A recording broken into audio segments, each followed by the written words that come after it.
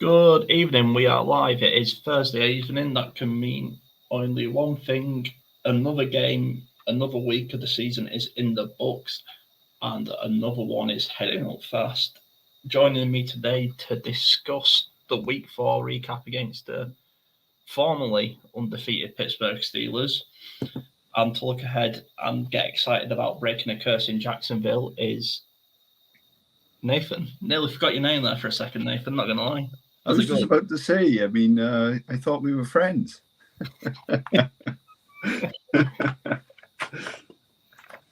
How are you, mate? How are you on this fine Thursday evening? A little tired. Like I say, little one. Love him to pieces. He just loves being up at 3 a.m. So I'm a little tired, but it was made, well, it makes it feel very better sitting at 2-2 than 1-3. I agree, and I'm sure we'll get on to that in due course. So let's segue straight into the game then. So going in, we had a guest on our previous show, Freddie, big Steelers fan, and I think you and him both predicted really a field goal either way. Yep. A good game, an exciting game for the neutral. For the Colts, and I alluded to it in the group chat, the first half was a ceiling for this team, right? And the second half was definitely the floor. Yeah, completely. I think, outside of Joe Flacco's play, 100%, he was definitely a bright spark in that second half. But you're right, the rest of the team, it was just the floor, really. So let's start with the negative. Let's get that out of the way. Okay. The second half, I don't know if it's just that thing, like there's so many things that can swing momentum in football. And Anthony Richardson going out, and I know he's not defense, but seeing that even as a defensive player, you're like, it's that meme, and it's, oh shit, here we go again. And it can it can bring your whole game plan, your whole day to a stop, really, to a stumble. And give up the Phil Bradley. He was giving up the field. Let's be real, a very average Justin Fields on the day was starting to look good again, and it was a tad annoying. Yeah, completely. I mean, I guess I'll start on your first point. Yes, Richardson got hurt again, but I'm still not ready to say that he's some sort of injury-prone. You know where I'm going with this, right? Yeah. The media's been hammering him all week. I mean, a Colts reporter even asked him about it this week. This was just a guy who I can't remember what show I was listening to that summarized it, but he needs to start running like a quarterback, but he's running like someone who wants to instill pain on linebackers. And it's like, this is the big leagues now. You can't do that. Just get down. Just get down. And, even if we were playing in tempo, you're down, the ball's back, and you're back in the next play. But yeah, of course it changes things. And I mean, I know, you hated that play call that, AR goes off, comes back on, and he's straight into a designed run. Yeah. But I think, if you're good to go, you're good to go. And that's a big strength of his. And I get the play call, looking back, probably was a bit stupid, but completely changes things. And on the second point of Justin Fields, I mean, we say it every week, but when is Gus Bradley going to genuinely stop a quarterback? And I think we'll definitely get on to Gus Bradley, because I'm quite worried that Trevor Lawrence hasn't won a football game in nearly a year.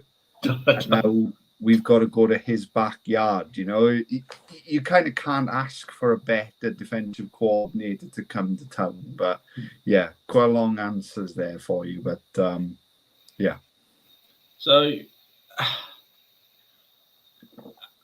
I saw you obviously you see the extremes of the small sample sizes on the internet. So I obviously saw the Shane Steichen's an idiot, get him out. And I saw what's Anthony Richardson doing. He's stupid, injury prone, blah blah blah blah. Where my problem lies is the play call. I hate it because you have to be trying to explain this without getting my wording mixed up. And I hate referring back to soccer, but it's the only way I can do it because that's not my brain. Go for it, mate. Go for it. A quote by Mikel Arteta said about Ben White is he will not tell you when he's injured. Yeah. So Arteta's like, I have to physically bench this guy and stop him playing because he will not tell you when he's injured. And I think that's where maybe Shane Steichen says, no, you're staying out for the rest of this drive. Even if you bring him back in next offensive drive, you're staying out for this drive. Just we'll take the. I know in hindsight we still win and we get the touchdown in the end, but just stay out for this drive. Even if he's screaming and throwing his toys out of the pram, which he wouldn't, I think as a head coach, Shane has to realise now that sometimes in that position you have to be the parent, and that's my only. I'm not going to drag him down. He's a sophomore head coach, and it's a rookie QB. That one of them's going to say he can play, and the other one's going to say, "Go and win me the game," and that's how it works, like you say. So I just think with a superstar like that, when you've got JT, just tell it, even if it's the first one and it gets swallowed up, just hand the ball off, just a little bit. And I don't think there was anything in a late hit call there. It's ridiculous. We'll get on to the zebras in a minute. I saw a couple of people saying he should have been flagged for a late hit. It was a slide, but I think that was just football. And personally, I think it was just a bit of a dead leg. Maybe a bruise. Yeah, I just say, as you say, I think he just couldn't put weight on his hip, could he? And he went down. And yeah, you're totally right. It was never a penalty, never ever. And I think it's one of them. At the time when it was flying, Mike Tomlin was absolutely stunned. Pittsburgh Steelers were not on the pitch, and you do sort of think, half a game left, we got half decent backup. Just let him run it. Just let him. Hopefully he can just manage the game for us, which he did in the end, just about. And again, Bradley. This is my annoyance with Bradley, right? The first half, disguised blitzes, disguised coverage, stunts, absolute fire of a defense. Something that we've not seen in a long time from him. And then the second half was just, oh no, I don't know how to blitz. I was doing it in our group chat, wasn't I? But the amount of plays where it's just rush 4, cover 3, and just stand still. It's almost, it must just be a dream. I hate slandering kind of the team that we love, but it must be a gift to call plays against it. When you start seeing Gus going into that mode, it must just be a dream to call plays against it. And as I alluded to earlier, the pressure's on Jacksonville, and the curse of the Jags is something they certainly hold over us. So what happens on Sunday? So, a couple more pieces from the Pittsburgh game before we look on Sunday. And I just want to highlight the first half because that is the positives, right? That Jesus Christ, where's that Colts team been? Like, seriously, that first drive, the Steelers and TJ Watt just did not know what to do. And Bartolini, Braden Smith, yeah, who I thought had an excellent game against TJ Watt with a little bit of help from tight ends and Pitt at times. But that's what you've got to do against these guys. I think it was for Drew Ogletree's touchdown, and he even chips him on the route. Yeah. You know, that's what I love to see from a coach team. That's a well-coached team. That's a well-disciplined team. That's fighting for the team. So let's talk a bit about the positives. Latu, again, great game. A couple of others. The young, is he young? The second, Lamons? Yes, yeah. Great game. Stepped right up. Fair play to the kid. And, you know, we've been waiting for 3.5 games for our middle linebackers to show up, and eventually Zaire Franklin and EJ Speed showed up. So let's talk a bit about that. Yeah, I mean, you know, going back to that first drive, it was electric, wasn't it? You know, as a Colts fan, that's exactly what, you know, we've seen Shane Steichen have the ability to do, but for some reason it just hasn't gone that way. And let's talk for a second about Richardson's opening pass. Wow. What other QB makes that pass in the league? It was on a dime, like a rocket ship traveling to Pittman Jr. And at first, you see him release it, and I'm like, oh, it's a pick. But the placement on that ball was just unbelievable. And then, we get, you know, we were moving in tempo. We had a nice balance between run and pass. And Braden Smith had an excellent game. It's 2 seasons in a row now where he has really handled that TJ Watt assignment. And let's not take anything away from TJ Watt, right? He's one of the best players in the league by a country mile. But I agree, you know, we were given a lot of help to that right-hand side. And it worked. You know, we were able to I mean, some of our linebacking play was just fantastic to watch, you know, especially the run game. We really kept their run game in check, which, you know, I know we debated on last week's show. Would we have actually done that?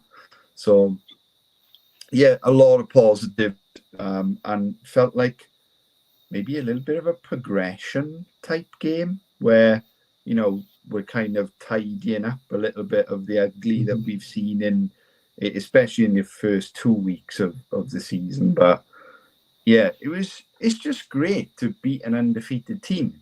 You know, it would have been very easy to have lost that game, especially when it got ugly. You know, we were so far ahead, and then we just let them come back, and, you know, I felt like we took our foot off the gas a little bit. But as you said earlier, mate, it's good to be sitting here 2-2. Yeah, if that throw from AR is week 1, week 2, it's intercepted. It's as simple as that. And I think this is a kid who's, like we say, he's getting slaughtered from the extremes. He's played like 21 games, like including college. Yeah. The talent this boy has. He's 22. Just got to let him play. Let him play. Let him make the mistakes, and it'll all be fine. And you know, and I think that's what I like this week about the game plan from Shane compared to last week.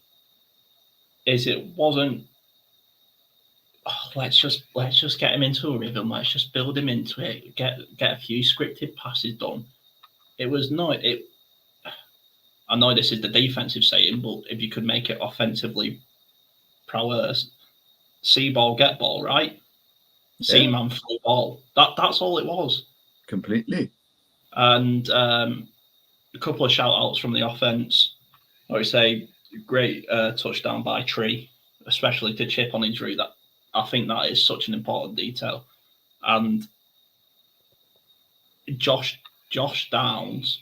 Oh man, I don't care if this is an absolute homer take or people disagree. One, to get this boy in the third round, Jesus Christ, what rubber team! Steal of the draft, man. And two, he is one of the top 5, and I'm being nice, I'm trying to be neutral, route runners in the league. He is ridiculous. Yeah, I mean, looking at that route on the touchdown, I mean, it had about 3 or 4 adjustments. It was just unbelievable. And, obviously the big route at the end of the game where he runs up the sideline, just spins a guy, see you type of thing. Yeah, Downs is, I think, very quickly, establishing himself as like I would say this season our biggest receiving threat, and he's missed some time as well, which is just mad to think.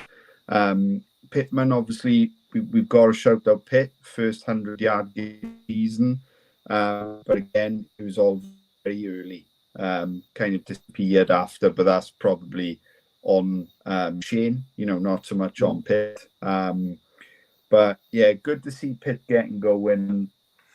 I don't know if this is unfortunate. It's unfortunate for, I think, Richardson, but not for us as fans. But if Flacco's behind centre, we're going to see these receivers way more with a developing, rookie, or so to speak, rookie quarterback. So, but great to see Downs just balling. I mean, he's the type of receiver where, we're going to just put the ball in his hands and go, let's go win. I mean, almost reminiscent of T.Y. Yeah, he's my sort of like, we obviously we like to compare, and we like to compare and contrast to stuff we know. And for me, Josh Downs, I just, he's an anomaly. This boy can catch in traffic. These are not like open yard passes he's getting. These are like tight. I remember the Minshew pass against the Patriots in Germany, I think. Yeah. Just wow. And like you say, Pitt's been a workhorse. He will always work hard for this team. And yeah, it's quite nice to see an offense clicking for once. Completely. Last side notes on the game then, because I saw a lot of it. The Colts got bailed out by a call. No, that was absolutely a late, unnecessary hit by Minkah Fitzpatrick, who shouldn't know better than to just fly into a nothing, just absolutely no necessary tackle like that. And to call roughing the passer on a tackle is criminal.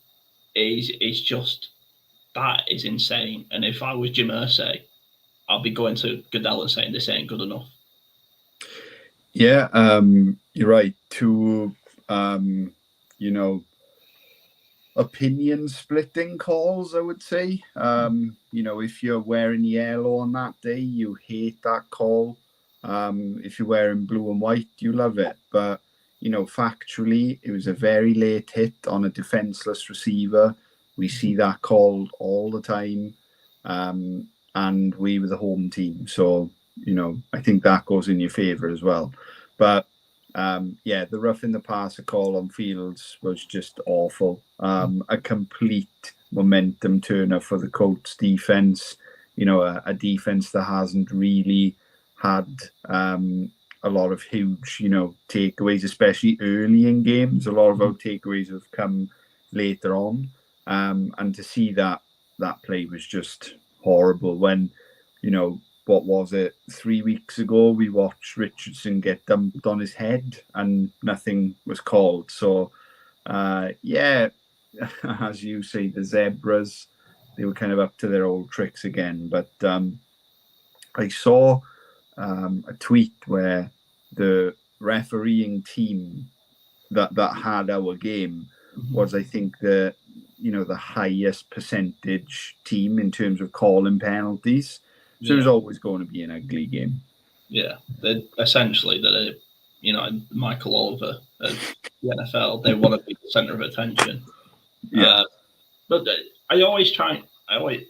to be fair, I always try and judge it. How would I feel if the call was reversed?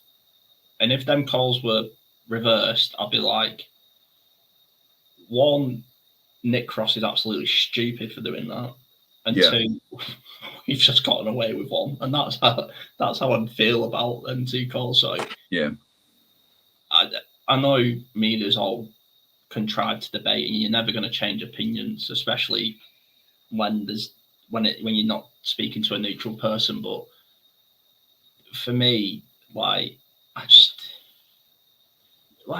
referees, like we say, and it's a big topic over here at the minute. They should be nameless and faceless. Mm-hmm. But even when bloody Gene Serator's saying they've got it wrong, you're like, well, this guy always agrees with the on-field decision. So yeah, I agree. I thought it was quite weird to hear Gene come in and kind of disagree. I was thinking that this is such a rarity in this sport. So yeah, something went very wrong there. Yeah. But anyway, that's enough of the black and whites. So this week it was announced that Schrader's been released from the practice team, the reserves, whatever you want to call it. Probably will be re-signed with a bit of manoeuvring and waiving claims and all the jazz that goes on there. Matt Gay, I would say a close miss from +50. We've not really ironed out this kicking woe at the minute. Chris Ballard seems to be a bit cursed with kickers, don't you think? Yeah, and the kicker he left go, Chase McGoughlin. If we want to Google his stats over the last 2 years, they're unbelievable. And the Colts let him walk. Unbelievable. But yes, I mean, definitely a change of narrative from Shane, I would say, as well. He's very always backs his players, but this week I felt like the answer on Matt Gay was a lot shorter. And I think we're definitely in Matt Gay gets cut territory if there's maybe another miss or two in the next two games. Mm-hmm. He's getting paid as, I think, maybe I'm wrong now, but highest paid kicker in the league. And like that, yeah. He's not performing like it, is he? No, and it's... I feel I've been a bit harsh maybe on Matt Gay there because he has been a pretty solid kicker. And obviously just recovering from... I know I'm making excuses, but just recovering from surgery. I think he's come out and claimed accountability, saying no, he needs to make them. So maybe just a bit of routine, a bit of practice, and a bit of time he gets back. But,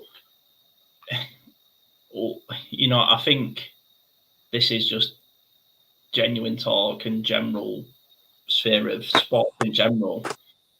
But, we're so used to these highs of inconsistencies of Adam Vinatieri, over here, Messi, Ronaldo, Brady, LeBron, these guys who are just such a consistent level all times, every time, so that when your team, who's had one of them, gets someone in who is just a human being and not a freak robot athlete, it's a bit down to earthy and a bit, okay, maybe we've actually had it good for the past 10 years. Oh, yeah, I mean, completely. We had the greatest kicker of all time kicking for the Colts. So, yeah, you make a very good point. And I don't think you're wrong to defend Matt Gay. He's clearly, rehabbing injury. But why suit him up? Yeah. He can't kick. Get a replacement then, just put him on IR or something. Yeah. Very weird decision. And then the very last thing on the game, I feel like I've said that about 10 times now. The very last thing on the game is, thank God, whoever plays at centre for Pittsburgh Steelers didn't know their snap count and just launched it at Justin Fields' face, because they were gonna tie the game. It was going to overtime, and they would have scored. So that was quite funny to watch. Not at the time. Now I can laugh about it, but at the time I was tense. Yeah, I mean, we're not I guess saying as Colts fans, but as fans of the sport, you see rookies make these types of mistakes, and you kind of just wincing behind the pillow, like how has that just happened? Yeah.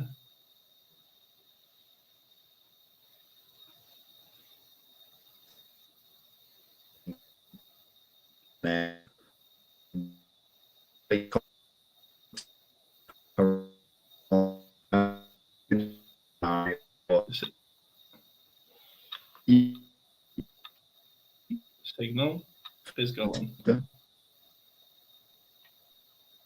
see.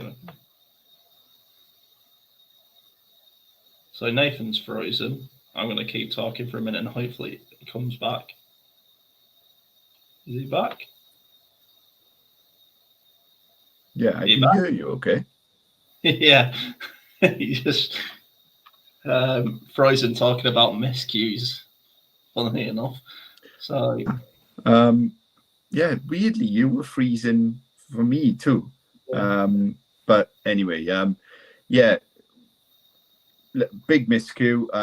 We see it happen in the league, and then it happens for the opposing team in a really key down, and puts them in a really ugly long second and 25 or something from memory.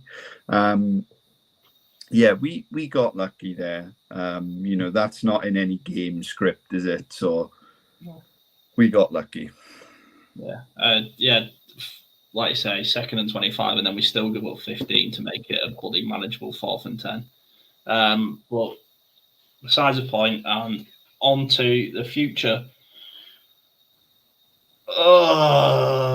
That's the noise I want to make when I see the game coming up this Sunday. It is the Indianapolis Colts will be traveling to the absolute pit of the world, which is Jacksonville. And going into, like you say, Trevor Lawrence's backyard. These guys love ruining our day. Oh, yes. I want to say little brotherish. I would say that's more the Texans. I'd say this is more that annoying cousin who you don't really want to hang out with, but your boy for your uncle's 50th, and they're like, oh, go and say hello to your cousin. So, your thoughts on this game? You summarised it perfectly.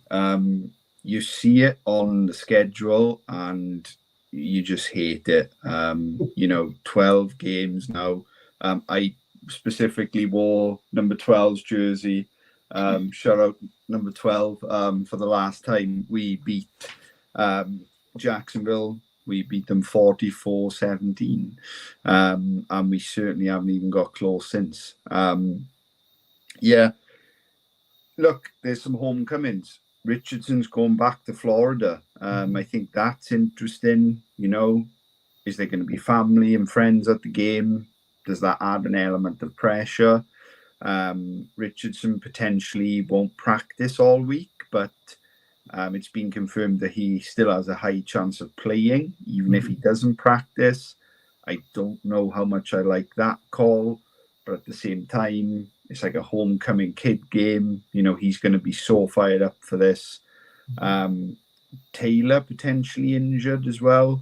That's definitely not something we wanted to see.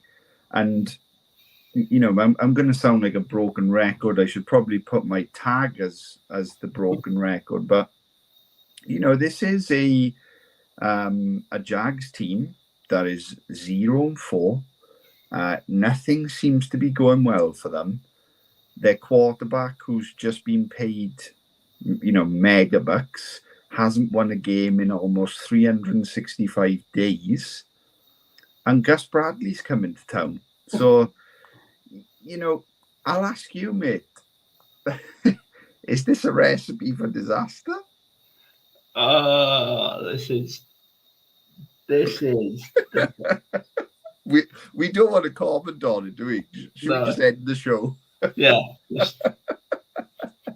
This is the equivalent of a rainy night in Stoke on a Tuesday night in the Carabao Cup first round. There's something just absolutely horrible. You don't want to be there.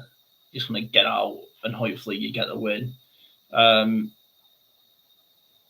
I wish I could say I was confident, but like you say, it really depends what Indianapolis team turns up. If the Indianapolis team of the end of last season turns up, we're knackered. If the Indianapolis teams who played that first half against the Steelers turns up, we blow them out the water. Yeah, it's going to be a back and forth game, I think, and definitely two different games depending on who's under centre for us, right? I hope it's Richardson. You know, I'm not on this weird train on the Twitterverse where you know people are really calling for Flacco. I mean, Flacco was the insurance policy, and I want to see our future franchise guy take the field, but definitely two different games. And this can be a game where our defense truly takes a win and grabs it. You know, Lawrence is playing with a complete lack of confidence. Some of his throws have just been, you know, you put the tape on and it's just ugly. What you're seeing, Doug Peterson's, you know, his chair is definitely very warm right now. But again, that can sometimes work positively in sport. And do you think they care about the curse? No. I think because they're, it's going to sound xenophobic a bit, but I think because they're American, yes. I know that sounds like very xenophobic, but I feel like it's more of a thing in America than over here. You know, we call it a bogey team or whatever, but I think the whole curse thing, I think it's a nice narrative for the media to play. This day and age of social media, players can act like they don't see it or they can try and ignore it, but they do. They're exposed to it. So I don't think they're, well, you don't know what's going on in Doug Peterson's mind, but I don't think they're going into the locker room going, oh, we can keep this curse going. I think they're going into the locker room thinking, we can put a dampener on them. You know, but like you say, when you're 0-4, we've been that team ourselves. You're looking for someone to step up, and I just can't see who's stepping up in that Jags team to wrestle back some sort of couple of games at least. So,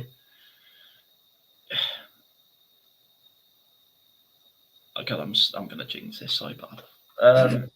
But I feel like I've always said Trevor Lawrence is not a number one overall pick. Always.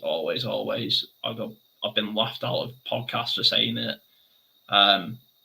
You know, and my actual quote at the time was, not that I don't think he's a good quarterback, but he's not an Urban Myers type of guy.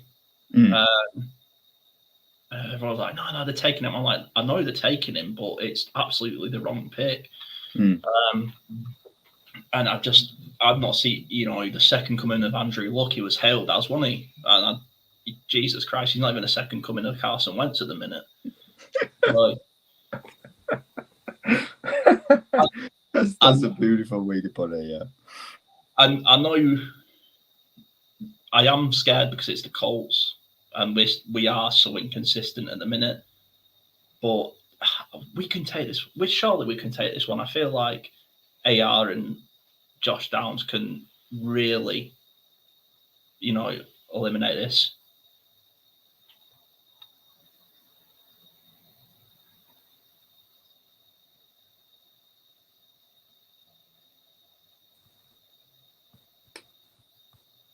Am I back? This is weird.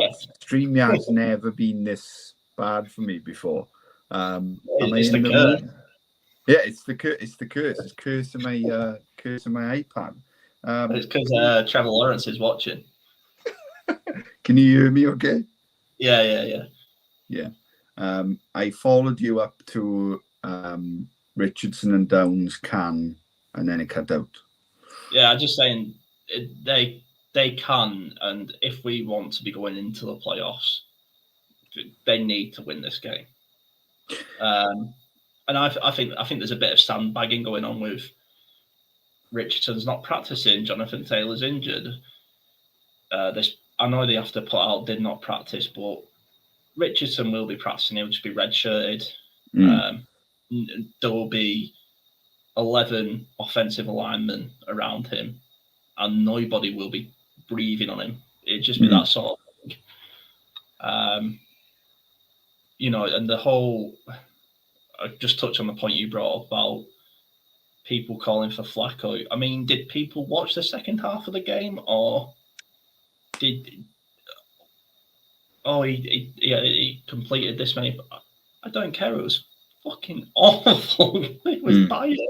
It was like a throwback to last year, and people like, no, I think people like, not that I pay much into Ben Roethlisberger, but him saying, "No, I was much more scared with Flacco in the game." Why? This is just, it's lazy narratives, it's lazy content gathering, but it's all geared towards that. So I'm not going to spend time on that. But yeah, this for me, this is the one, the Colts. If we want to wrestle the division back from the Texans, who scraped past the Jaguars, like that was an stupidly insane last bit of that game. We need to win. We need to win. We need to keep that pace, and we need to keep going. Yeah, I think you make a great point. Like, if we want to go to the promised land, these are games that you have to win. Not just because they're divisional games, but we're also on the road, which is so important to keep in, a win streak alive. I know it's only a 2-game win streak, but a streak's a streak, right? I do worry about Brian Thomas Jr. for Jacksonville, the rookie they took this year, definitely coming into his own so far. The connection with Lawrence doesn't seem quite there.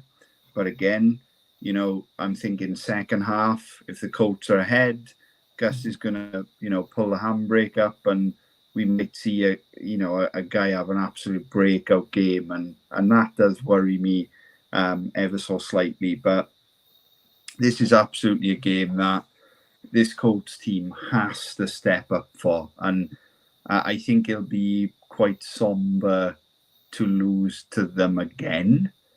It's almost going to become like an automatic thing where, we're going to lose to the Jags again. And we don't want to give them momentum. This is a division rival who, if we beat them, they're 0-5. We're talking a 2-horse race. We could sneak in. If we keep winning games, we could sneak our way into the playoffs. Yeah, and that's it for me. I just like, as a player, do you not go, I'm sick of this. I'm not having it anymore. At some point, you go, no, you're not winning. You're beating us. And I just think, like we say, and we've touched upon so many times just in this general chat, it's that this is a must win. Not for the sense, if we don't win this, our season's over, and if we don't win this and then we go on to win the Super Bowl, nobody will complain about the loss in Jacksonville. But you need to break these hoodoos. You need to, especially as a new coach, rookie QB, second year, he's a rookie QB. You need to say we're the new boys in town, essentially. And you're not messing with us. We're not going anywhere. We're not even going to give you the slight positive of your season of that you ruined the Colts season. Yeah, and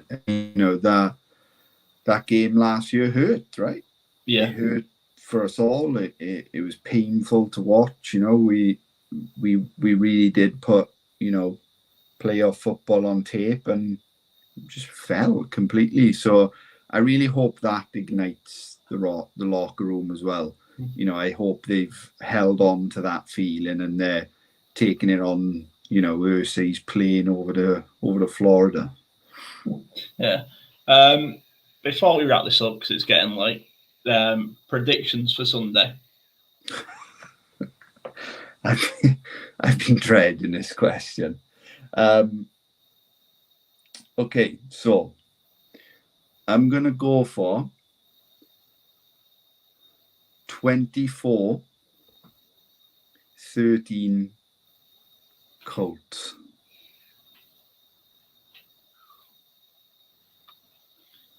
Oh, 24-13. Where are you at?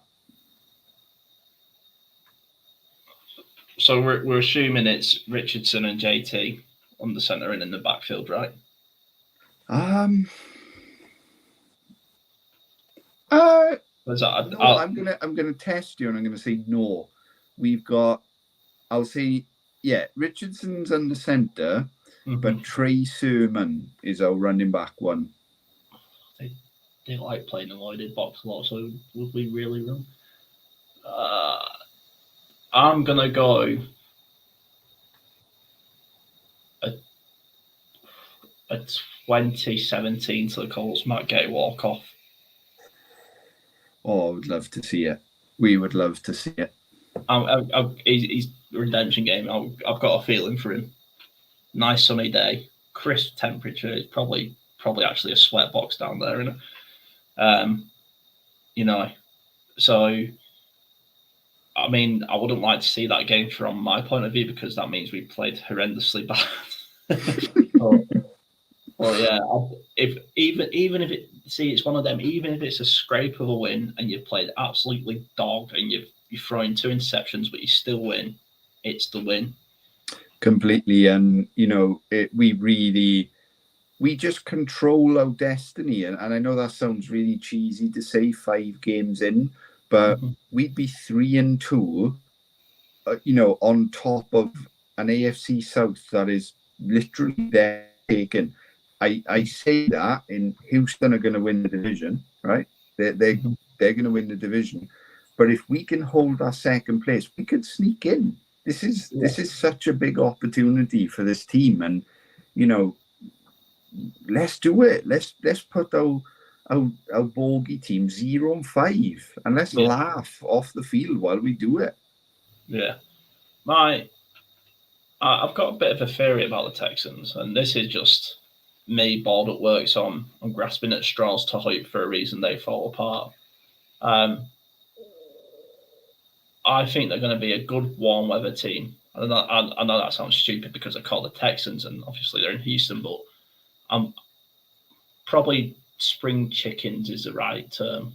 They're going to be good early in the season because everybody's winning and they're winning games and they're looking good, and CJ's obviously having a good time, and all the veterans, all the experience they brought in, it's all working, it's all gelling, and they're going to hit a bump. They're going to hit a bump somewhere. I don't know where it's going to be, but they're going to. And I think it will very turn quickly if D'Amico Ryans hasn't got his wits about him. That can turn to finger pointing. That can turn to fights in the locker room, and just it can. We've seen it on Colts teams. I've seen it on Arsenal teams. It can fall apart very quickly when you've got big egos in a small locker room. I don't think they'll win. And we talked about every other AFC South team, sorry. So we might as well touch on Carson Wentz 2.0. The Colts should have taken Will Levis, Levi's, I'll just say it. It is Levis, isn't it? Will Levis, yeah. Yeah, the Colts should have taken him. He's the more sturdy guy. Can everyone just admit that was a load of shit? What a great job by whoever he's. I know he ended up going in the second round eventually, but to even get him in the conversation of first-round quarterbacks to go, whoever his agent was at that time, Jesus Christ, he pulled off a maneuver there. Yeah, not that I think any of them would be watching, but I have some friends who are Titans fans, and it's just bad, isn't it? There's a lot of bad going on right now. I saw a photo of Tony Pollard's hair's just gone, his hairline is just completely gone. Calvin Ridley, who earned himself a complete bag, left Jacksonville, where it looked like a match made in heaven, to go to this Tennessee team, who has they have a really good head coach. I'm a big fan of that hire, but it's just bad. And for me, I think because Andrew Luck just owned them so much, I never really take them seriously and haven't for years. And I'm sure I'll eat those words in a few years' time when the pendulum swings. But something is drastically wrong in Tennessee, and I don't think Mason Rudolph is the guy to come in the superhero costume and save it. Personally, I predict that the Titans are going to find themselves in the top 5 pick area, and I'd imagine that they're getting another QB. Yeah, I mean, when you're the starting quarterback, and did you see the clip where he says, "I didn't even see him"? Yeah. Even if you didn't, you don't say that on the field with your helmet off. Yeah. you just run away. But no, he's collecting a series of memes. You've got him on his knees, kind of like this. You've got him flatlined when he fumbled. Yeah. This week he kind of dives awkwardly on his shoulder, and he gets up and he's like, I've really blown my shoulder. He just I'm not even saying it for the rivalry banter side of things. He just doesn't look like a very good quarterback, and it was an experiment, of course it was, but he just does not look like a good quarterback. I suppose it's a sharp reminder, just to be fair to the people, these athletes, they are people, they are humans. As much as the rivalry goes, how this is it for this guy's career, really. He's probably going to be a backup somewhere for the rest of his life, and there's nothing wrong with that. A lot of people don't make it to that level, but how quickly, you start doing okay in college, how, at 17, how quickly the fame, the people can lift you up, but they're also quite happily rip you to shreds. And it's for me, it's a bit of a shocker that, you've taken a quarterback in the second round. He's he's an experiment, and they're all like, no, we're done with him. He's gone. And this isn't the first time either, Look at Malik Willis. He was drafted in the second round to replace Tannehill. They kind of just hung him out to dry, and, he kicked our ass. So, and they've done the same with Levis. I think Levis should have sat. I think they should have brought a vet in and sat Levis behind him for a year or two, because the guy's clearly got an arm. Deep throws. He's like a highlight reel, but just not much else. It's obviously you want a competitive division, but I think the kind of stars are aligning for this indie team right now, and I just really hope we kind of take it, man. We've got such a good opportunity to sneak in this year. Yeah, and we need this is where we need to take advantage. I'm gonna wrap it up there with my last point and my star of the week, because I couldn't think of a better name for it than star of the week. I suppose man of the match, but I like star of the week. We can maybe come up with some. It's got to be Bartolini.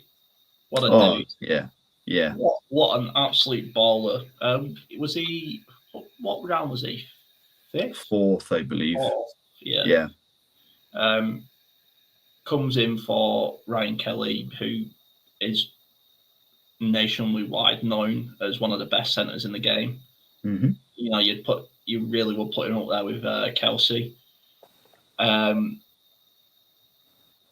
To just come in and absolutely manhandle that Steelers front, and you know, it wasn't just I'm a center, snap the ball, protect Richardson. It was in the run game. You know, he looked over to help Q out, like he went straight to his man, get to that second, and it was just, and then he runs off celebrating because he's not even scored a touchdown. You know, this isn't a big man touchdown or he's done something. He's just like, what a fucking job I've done, and fair play to him. Yeah, it was awesome to watch, especially that celebration. But it reminded me of like early. I'm not comparing the two, right? I'm really not. But it reminded me of early Quentin Nelson, where you saw that aggression, you saw that like nasty play, which is what we've been missing. You know, Nelson kind of dropped off from doing that last year, I would say. This year it's back again. You know, I don't know if you've watched Q being mic'd up. It's a pretty funny video on YouTube. But that aggression is back. So yeah, Bartolini, what a dude. The centre position is very safe. I think it's in very safe hands. Yeah. Right, Nathan, that's it from me. If you've got any last points, now's the time. No, all good. I guess let's hope we break the curse, right? That's it. And I'd like to thank everyone for watching. Please, God, what is it called? I'm so tired. Since 3 a.m. So I'm so tired. Get yourself to bed, mate. Yeah. Like, subscribe, comment on our Twitter. We'd love to engage with you. Yeah, interact with us. And let's hope we can beat the curse. Yeah, and join us to recap the Jacksonville game after it finishes Colts 38, Jacksonville 0.